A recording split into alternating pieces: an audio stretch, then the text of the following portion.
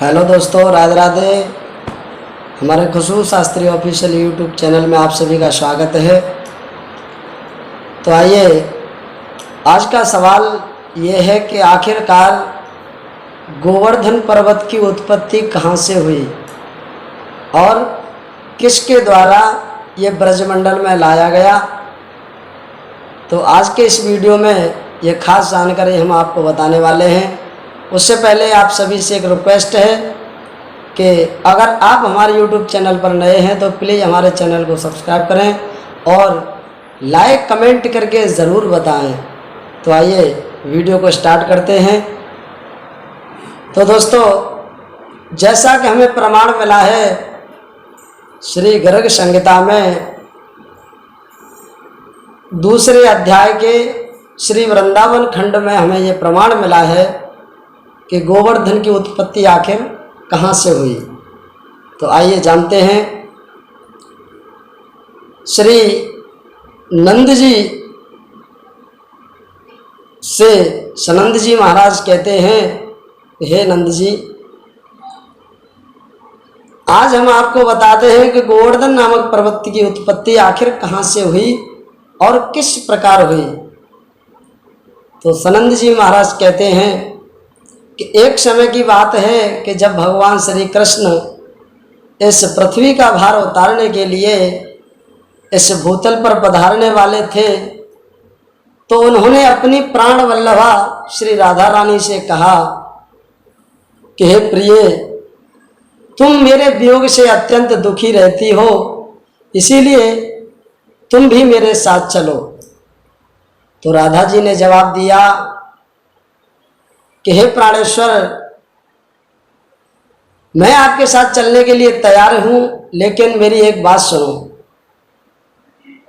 मैं चली तो जाऊंगी, लेकिन जिस जगह वृंदावन जैसा वन नहीं है, जहां यमुना नदी नहीं है और जहां गोवर्धन पर्वत नहीं है, वहां मेरे मन को शांति नहीं मिलती है।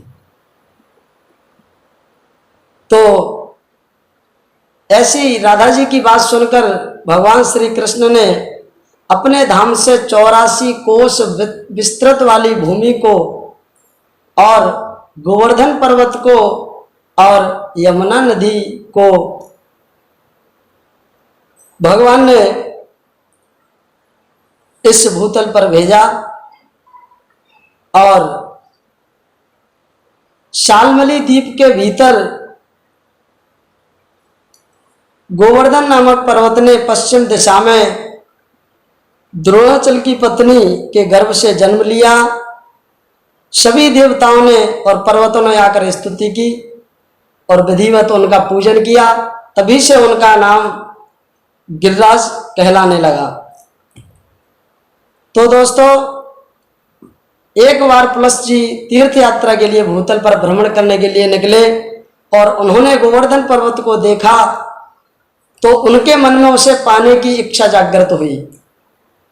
और जब इच्छा जागृत हुई तो वो द्रोणाचल पर्वत के पास द्रोणाचल के पास गए और उनसे कहा कि हमें आप अपना पुत्र दे दीजिए और जहाँ गंगा जी प्राप्त होती हैं, जहाँ साक्षात विश्वनाथ जी विराजमान हैं, मैं वहीं आपके पुत्र को स्थापित कर दूंगा जहाँ दूसरा कोई पर्वत नहीं है।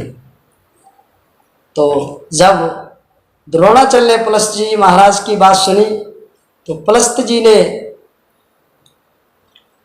जब उन्होंने आज्ञा दे दी तो द्रोणाचल के पुत्र गोवर्धन को वो लेकर के चलने लगे। तो गोवर्धन पर्वत ने कहा कि पिताजी, मैं चला तो जाऊंगा, लेकिन मेरी एक शर्त है। बोले, क्या शर्त है? तो गोवर्धन ने बताया कि मेरा शरीर 8 योजन लंबा, 2 योजन ऊंचा और 5 योजन चौड़ा है। आप मुझे किस तरह ले जाएंगे? तुलसी जी महाराज बोले, गोवर्धन, आप कोई चिंता मत कीजिए और आप निर्भय होकर मेरे हाथ पर बैठ जाओ और आप मेरे साथ चलो। तो गोवर्धन ने कहा कि हे मुनि, चलने के लिए मैं आपके साथ तैयार हूं, लेकिन मेरी एक प्रतिज्ञा है। बोले क्या? मेरी प्रतिज्ञा ये है कि आप मुझे जहां कहीं भी भूमि पर एक भी बार रख देंगे, फिर दोबारा मैं वहां से नहीं झटूंगा। पुलस्त जी महाराज ने कह दिया, ठीक है, जैसी आपकी इच्छा। मैं शाल्मली द्वीप से लेकर भारतवर्ष के कौशल देश तक कहीं भी रास्ते में आपको नहीं रखूंगा। तो गोवर्धन पर्वत अपने पिता को प्रणाम करके मुनि की हथेली पर आरूढ़ हुए और मुनि उन्हें अपने दाहिने हाथ पर रखकर ले जाने लगे। चलते चलते ब्रजमंडल में आ गए और गोवर्धन पर्वत ने सोचा कि यहाँ भगवान श्री कृष्ण प्रभु मेरे अवतार लेंगे, तरह तरह की यहाँ लीला करेंगे, और ये ब्रज भूमि एवं यमुना नदी भी गोलोक से आई है, और यहाँ भगवान के उत्तम दर्शन पाकर मैं धन्य हो जाऊंगा। तो अब मैं यहां से कहीं भी नहीं जाऊंगा। ये गोवर्धन ने अपने मन में सोच लिया। तो क्या किया दोस्तों कि गोवर्धन ने अपने भजन को बढ़ाना प्रारंभ कर दिया। तो जैसे ही अपना भजन बढ़ाया तो इधर पुलस्त जी महाराज दूर से चले हुए थे, तो थक गए थे, उनसे भार सहन नहीं हुआ। वे अपने किए हुए वादे को भूल गए और उन्होंने वो पर्वत ब्रज मंडल में रख दिया।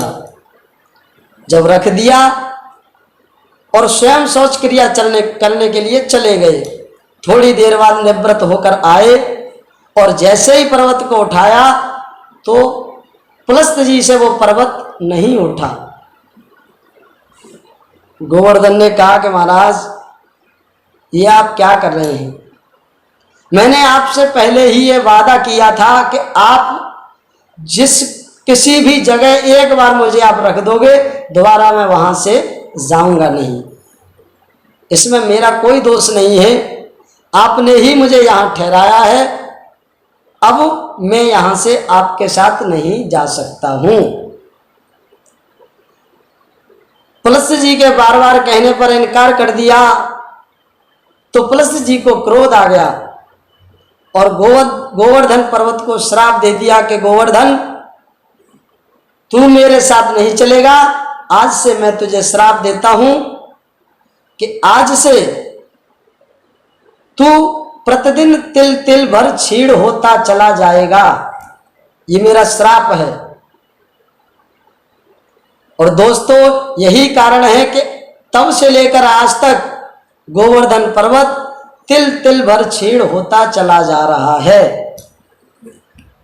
तो दोस्तों यही जानकारी हम आपको आज के इस वीडियो में देने का हमारा मकसद था। तो आशा करता हूं कि आप सभी लोगों को ये जानकारी हो गई होगी कि आखिर गोवर्धन पर्वत की उत्पत्ति कहां से हुई, कैसे हुई, कब हुई और किसके द्वारा ब्रजमंडल में गोवर्धन पर्वत को लाया गया। तो